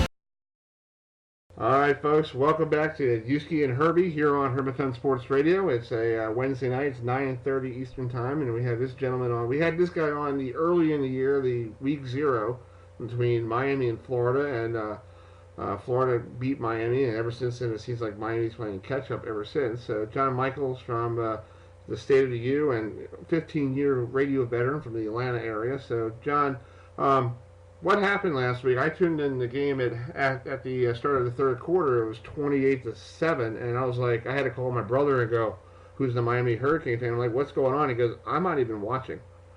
I'm like, so what's going on down there in South Florida? I unfortunately was watching, and after about 3 or 4 Tito's and Red Bull, the realization kicked in that Miami's just not a good football team. Bunch of self-inflicted wounds, and it's honestly, it's been that way the whole year. I got to go to the Florida game earlier this year, and Miami was, to me, just as good, if not better, than Florida watching them live. Unfortunately, in that game, you had a muff punt inside the 10-yard line. You had a drop touchdown pass. You give up 10 sacks. Miss a field goal, miss an extra point. Next thing you know, you lose a football game. Same thing happened against North Carolina and against Virginia Tech. You turned it over 5 times in the first half. Then Miami makes the great comeback, so you know that there's talent there. And what do? They miss an extra point. They give up a long pass down the sideline, and they get stopped at the 10-yard line to lose the game. There's so many different ways I could go right now as to what's wrong with Miami. Unfortunately, at a 2-3 season, they're at a crossroads to where they may not make a bowl if they don't turn things around quickly. Yeah, you know what? Speaking of which, not an easy task to go up against a bona fide dual-threat quarterback like Bryce Perkins. What are the keys for the Miami defense to contain him and limit the big plays from this Virginia Cavalier offense? You know, look back to the game a year ago. Miami loses 16-13. Bryce Perkins did next to nothing. They kept him in the pocket. They made him throw. He turned it over 3 times. I think he had about 85, 90 yards on the ground. So he was able to escape and use the athletic ability that he had. If I'm them, and I know Manny Diaz, who was on with Joe Rose earlier this week, said, hey, I'm going back and I'm going to take over some of the defensive responsibilities. Pull up the game plan from a year ago. Keep this kid in the pocket and make him throw the football. Doesn't quite have the weapons that he had a year ago, although Joe Reed is a heck of a wide receiver. that he likes to throw the ball to, but Olamide Zaccheaus is off to the NFL. Some of the other pieces he liked to throw to a season ago are gone. Miami defensively, the problem they've had this year is they've given up a bunch of big plays, but for the most part, they've been solid outside of the big plays. Keep Perkins in the pocket, make him throw. Unless he has a first half like he did against Notre Dame a couple of weeks ago, I don't fear his arm. What I fear is what happened a week ago with Hendon Hooker, and that's letting him run around and make plays. Miami has to corral Bryce Perkins, keep him in the pocket, and I think they got a chance here on a Friday night. Reading the same thing. Did you get a sense by Manny Diaz saying that he was kind of getting more involved with the defense? I mean, it was his success last year on that side of the ball that actually, in my mind, put him as the front runner, eventually elevated him to head coach. Do you think that he kind of lost sight of what really made him special and became special, or is it just more responsibilities? A first time, that he's coaching a major college, football program. What happened in your estimation with that? It's a combination of a couple of things. I think, A, he trusted his defensive coordinator, Blake Baker, a little too much. Baker was one of his proteges at Louisiana Tech, had some decent success there, but again, it's Louisiana Tech. It's a big difference when you step into the University of Miami and you're in the ACC as opposed to paying the Sun Belt Conference that the Louisiana Tech Bulldogs are in. So I think he trusted Blake Baker too much. I think the second part is Miami lost a lot defensively. Joe Jackson's playing for the Cowboys. Gerald Willis was gone to the NFL. I think people forget how great and how special Jaquan Johnson and Sheldrick Redwine were in the secondary. Michael Jackson gone as well. So we all thought, and I fell into the same trap. I said, look, John Garvin's still there. Greg Russo's going to be a huge player, which he is. I figured the defensive tackle rotation would be solid, which they have been. I thought the linebackers would be better than they have been. You put that entire combination together, and Miami just hasn't been able to get the stops that they could a year ago. And then the second part for me with Blake Baker, him being a guy that hadn't called plays at this level, it seemed like he doesn't know when to drop into coverage and when to come with pressure. Seems like he brings pressure when he doesn't need to. North Carolina, 4th and 17, I would have rushed 4, dropped 7, and made them throw underneath. It seems like he sits in zones or guys are getting lost. And maybe Diaz was pissed off this week. You could hear it in his voice saying, we got senior linebackers that aren't playing as good as they should be. Cover somebody. And I'm quoting it, him saying to cover somebody is Virginia Tech ran that same tight end delay 3 times, scored 2 touchdowns off it, and had another first down another time. So I think all of that combination has led to Miami being slightly worse than they were defensively, giving up plays when they don't need to, and Manny realizing, you know what? We have no patience in South Florida. Lord knows I'm over the new Miami. The new Miami sucks. I want to see the old Miami. I don't want to see this lackluster version. And I think Manny realized he had to take over and have some more responsibility on the defensive side of the ball. Oh, I totally agree. I feel like he when I talked to Manny at the ACC kickoff, and I asked him, about the debacle up in New York, at the Pinstripe Bowl, and he said to me, he's going to find out who wants to play and who wants to be a Miami Hurricane. If they don't want to play, we're going to ship them out. It seems like he's backtracking on that real quick and keeping everybody around. Here's the thing. There are kids on this team, and I don't know them personally. I can only see what I see on the field and see what I see on social media. They're too interested in being Miami Hurricanes without putting in the work to be Miami Hurricanes. It's real easy to go on social media and challenge fans with the hashtag don't be a fan later. I tell these kids I was a fan before your parents were fans. I was a fan before you were born, and nothing's going to change that. But what I was a fan of was a team that would come out there and work their ass off Monday through Friday and then kick the crap out of you on a Saturday afternoon, and they had no fear. The quintessential moment for me this past weekend as to where Miami is as a program is simple. You're down 28-0, and you hit a Hail Mary at the end of the first half. Great play. It actually propelled them to get back into the game. The first thing these kids are worried about doing, Mark Pope and Coach C. Perry and everybody else, is to run to the sideline to get the touchdown ring. And I sound like an old man when I say this, but it's ridiculous that you're mean-mugging for the camera and you're getting your asses kicked by a team that just lost by 32 the week previous to the Duke Blue Devils. There needs to be some pride instilled in the University of Miami.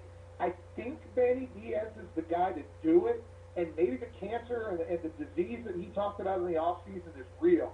There's kids that obviously are more impressed with having the U on the side of their helmet and putting stuff on Instagram and everything else, and they're not putting in the work to be better. This team should be better than 2 and 3, and I think part of it has to do with the fact that these kids are too worried about stuff off the field instead of what's going on between the white lines. Well, real quick, I know we got to wrap it up here with John Michaels, but I totally agree with you, John, that, you got Perry, who's now back as quarterback. I know last year he was too busy making illegal videos. So it's like, come on, dude, really? It's like you're in Miami. You need to worry about playing football and forget about videos. Here's the thing, though. Perry, you know what? I give the kid credit. He's worked his butt off in the offseason. He looked 100 times better a week ago against Virginia Tech. And I think if Jaron, and it comes out now that Jaron Williams was hurt, had Jaron stayed in that game, Miami loses that game 45-10. So Perry did everything he could to get him back in the game. The one thing I liked about it seems like Jeff Thomas and Brevin Jordan have a really good connection with N'Kosi Perry throwing the ball. Those are the two most explosive players, not named DJ Dallas on the offensive side of the ball. So if nothing else, if Perry can figure out this week how to get the ball out, not put it in harm's way, I think Miami's got some opportunities to make some big plays in the passing game. Something that Jaron Williams, while he was really good with the ball up until this last week against Virginia Tech, they just weren't making any big plays down the field. I think now you'll see some of that come back into play. That's true. Well, John, thanks for joining us tonight. You can you can read all about John's tweets on his Twitter page. That's John Michaels U on Twitter. You can listen to it. But good luck this weekend. It's a Friday night game, and hopefully I don't hear my brother screaming. Hopefully it's positive. Yeah, I need some positivity in my life, and thanks for having me on. Thanks, John. All right, thanks a lot. All right, we'll be right back with Dave Sherman, who is the voice of the Duke Blue Devil football right here on Uski and Herbie. We'll be right back.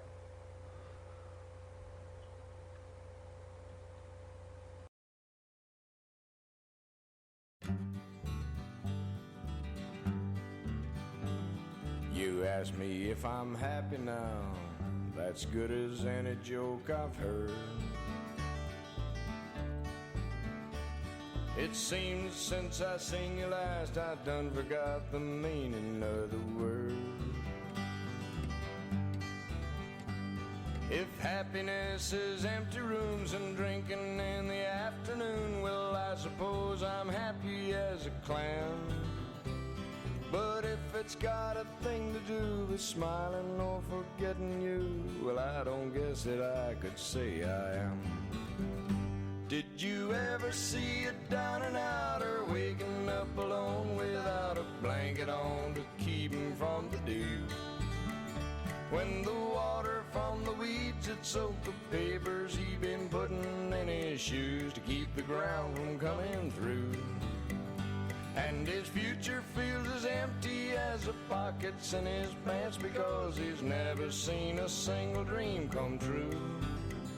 That's the way that I've been feeling since the day I started falling from the bottle to the bottom, stool by stool, learning hard to live with losing you.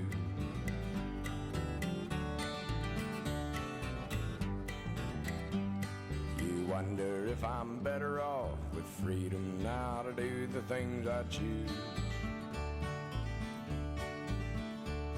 Well, all my time's my own and I got nothing left but sleeping time to lose.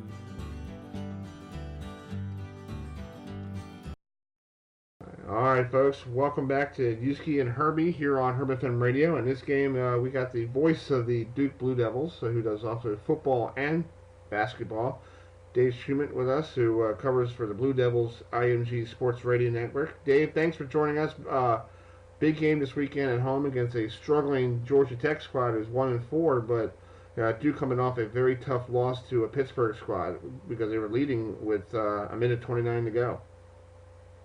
Yeah, it's an interesting point in the schedule. Obviously, you're hitting the midpoint of the season. This is the game number 6 for Duke, and and coming in at 3-2, and as you said, it was a bit of a heartbreaker last Saturday night, the way the game played out with Duke having the Duke's comeback, and then the drive at the end where Pittsburgh came back and won it. But it's an interesting test. This is going to be 5 straight games for Duke in the mid portion of their schedule, all against coastal competition, so that adds another layer to it. And a Georgia Tech team that, as you said, is 1-4 coming in, so they've had some struggles of late, but they play so many people, it makes it very difficult to game plan for them. It should be an interesting game on Saturday. Hey, Dave, I'm just wondering, I've always been a fan of Coach Cutcliffe, not just for how he carries himself off the field, but how he praises his players. This emotional game, how Duke kind of, rally back and then to lose in the final moments, how do you think emotionally this team will respond? I think it has a lot to do with what you touched on. I mean, David Cutcliffe said right after the game that this was on him, that they maybe tried to do a little bit too much offensively, put too much new stuff in, and that speaks to kind of the support he has for his guys, and he's not going to put the blame on them, he's going to put the blame on himself in terms of what they need to do differently after the loss to Pittsburgh. And I've been out of practice the last couple of days, and this is a younger team at spots, even though they have a lot of guys back, they're sophomores and in some cases juniors, and it's been really loose, and they've been dancing around and having fun, and it kind of reminds me of the week leading into Virginia Tech when they played so well. So I do think they're going to respond well. They've been able to compartmentalize this, learn from it for sure, but also be able to move on. Well, this is a totally different Georgia Tech squad, Dave, and they're not the Georgia Tech team you saw last year with the option. Coach Collins is using more of the spread and a little more like fun and gun what Spurrier used to do. So what does Cutcliffe have to do to see that? How does he get a game plan? Because you don't face Coach Collins until I don't think they faced Temple last year, have they? Well, the interesting thing is Duke played Temple in the bowl game last year, and they ran a lot of similar systems, and Jeff Collins, as you said, comes from Temple and brought both of those coordinators from there, so there's a little bit of exposure to what they do, but the personnel is very different because it's still Paul Johnson's personnel from when they ran a triple option, and just an interesting side note is obviously Duke has mixed it in a little bit, so who would have thought this time last year that Duke would be the team in this matchup that would be bringing a little bit of triple option to the table while the other team was running more spread sets. But they do a lot of different stuff. They played a number of different guys at quarterback, so you don't know what you're going to see there. But this Duke defense has played at an elite level. I mean, you look at last week, and some people would say, well, you gave up 33 points. Well, the turnovers had a lot to do with that in the short field that Pittsburgh was working with. So I think what Ben Albert and Matt Guerreri have done on the defensive side should serve them well against a Georgia Tech team that by their admission is in transition right now.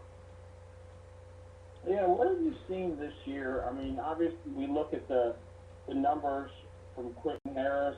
His 11 touchdowns, 4 interceptions thus far. He's throwing the ball. He's a dual threat quarterback. But what have you seen in terms of his development, whether he's improved or his inconsistencies? Touch on that a little bit for us. What do you see?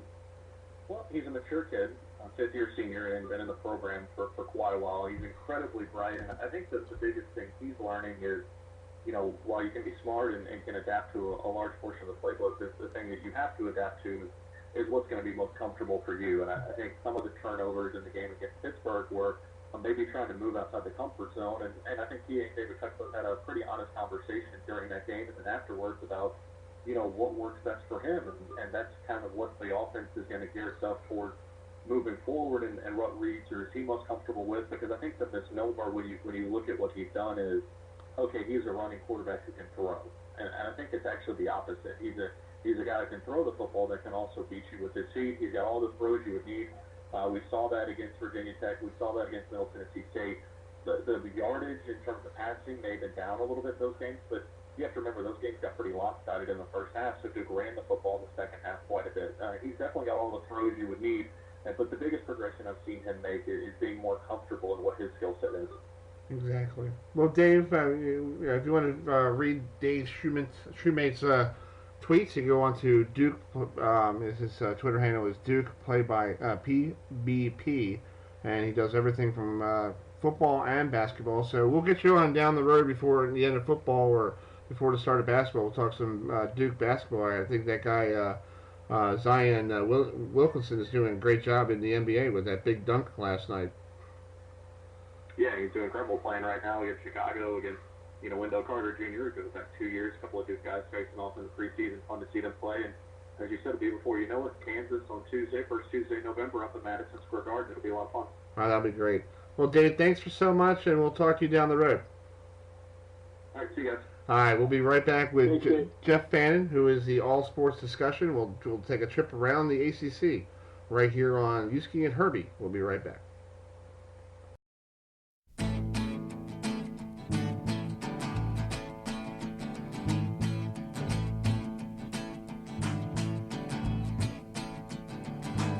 Say, lady, you gotta tell me what it was came over you. You ain't the devil, but you might as well be. For all the changes you put me through. Long gone, baby, is what I'm gonna be.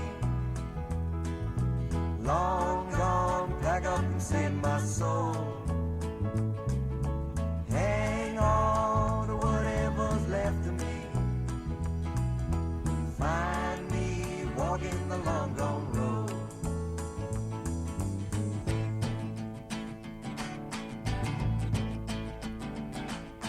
Want someone to believe in. Need someone that wants me to. Don't want no lies and deceiving. Girl, that's all I get from you. Long gone, baby, is what I'm gonna be. Long gone, pack up and save my soul. Hang on to whatever's left of me. Find me walking the long gone road.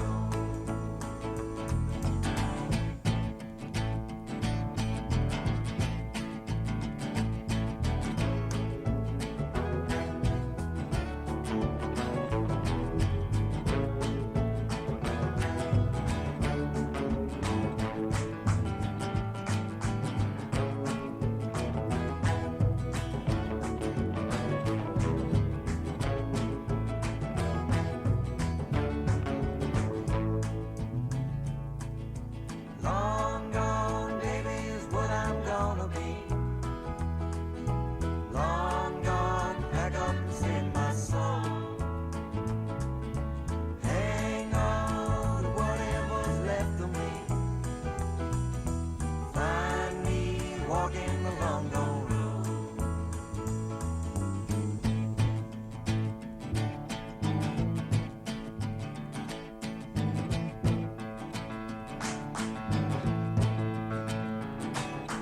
Long gone, baby, is what I'm gonna be. Long gone, pack up and save my soul. Hang on to whatever's left of me.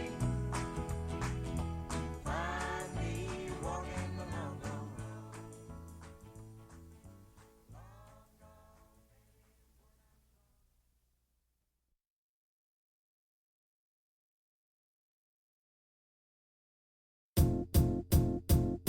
It might seem crazy what I'm about to say. Sunshine, she's here, you can take a break. I'm a hot air balloon that could go to space. With the air, like I don't care, baby, by the way. Because I'm happy. Clap along if you feel like a room without a roof. Because I'm happy. Clap along if you feel like happiness is the truth. Because I'm happy. Clap along if you know what happiness is to you. Because I'm happy. Clap along if you feel like that's what you want to do. Here come All right, folks, we're gonna put the show to bed here. We'll try to get hold of Jeff and Rod later in the night, tonight before we go to bed here. But Euan, thanks for joining us tonight, buddy. What was your take on this weekend's games, and what do you think is going to look like next week? No offense to you, don't waste your time. Here's why. Because I'm happy. Clap along if you feel like a room without a roof. Because I'm happy. Clap along if you feel like happiness is the truth. Because I'm happy. Clap along if you know what happiness is to you. Because I'm happy. Clap along if you feel like that's what you want to do. Bring me down, can't nothing bring me down. Your love is too high. Bring me down, can't nothing bring me down. Good point. Yeah, so you'll have Virginia be leaders in the clubhouse, at the top of the coastal division. And then, what do you think about Florida State and Clemson? Who's going to win that one? Clap along if you feel like a room without a roof. Clap along if you feel like happiness is the truth. Clap along if you know what happiness is to you. Clap along if you feel like that's what you want to do. Clap along if you feel like a room without a roof. Clap along if you feel like happiness is the truth. Clap along if you know what happiness is to you. I think Florida State actually. I think Florida State's a complete underdog, and I don't think anybody's giving the Noles any chance. But I think they might surprise everybody on Saturday. You never know. It all depends on what Clemson team breaks up at 3:30 in the afternoon. If you won it, played against North Carolina and barely pulled out the win, or you get the one that ran Georgia Tech and everybody else out of the stadium. Clap along if you feel like happiness is the truth. Clap along if you know what happiness is to you. Clap along if you feel like that's what you. Georgia Tech. Duke is currently listed as an 18-point favorite. I got to tell you, I like Duke, but I think Georgia Tech's going to show enough to stay within the number. I'll take Georgia Tech plus the 18. Herbie, your thoughts? Well, I think I want to take Duke. Duke's going to have to rebound and get back to winning ways because they do take on Virginia next week down there in Charlottesville, and that's going to be for the. I think right now the winner of that game goes to Charlotte. Yeah, it's going to be really, really interesting. So we'll see. But a great show this week. We want to thank all of our guests. Of course, check us out. You can listen to the replay. Herbie, give us the replay information on iHeart Speaker. Yeah, you can go on iHeartRadio anytime. Just type in HerbFM Sports Radio, and you can listen to it on iHeartRadio on your phone, your Android, whatever. Or you could actually go to download. You could actually go to Speaker.com, and you can listen to the show anytime on Speaker.com. You can listen to all our first 10 episodes of the Uski and Herbie show. Already 10 episodes. Wow, that's pretty 10 of them already in the bag. So you can listen to the first 10 episodes and listen to all your, tell your friends about our show. We'll be live next Wednesday night at 8 o'clock here on HerbFM Radio. Some games of Week 8 coming up next week. We got Wake Forest and Florida State going at it next Saturday night, October 19th. And also you got Virginia Tech taking on North Carolina. And you got, like I said, Duke and Virginia. And then you got NC State and Boston College. That's next week's game. Plus you got, other games as well. Clemson and Louisville, high noon on ABC. And then a Friday night game, Pitt versus Syracuse. That might be an interesting game after last year, Pitt winning the game overtime after a hour-and-a-half rain delay. Yeah, absolutely. Should be a good one. Enjoy football, Herbie.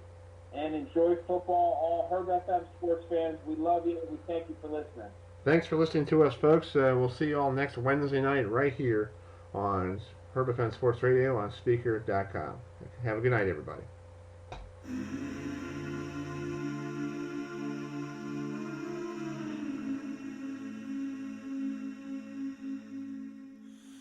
Will you hold the one of them is giving up and giving in. Tell me, in this house of mine, nothing ever comes without a consequence of cost. Tell me, will the stars align? Will heaven step in? Will it save us from our sin? Will it? 'Cause this house of mine stands strong.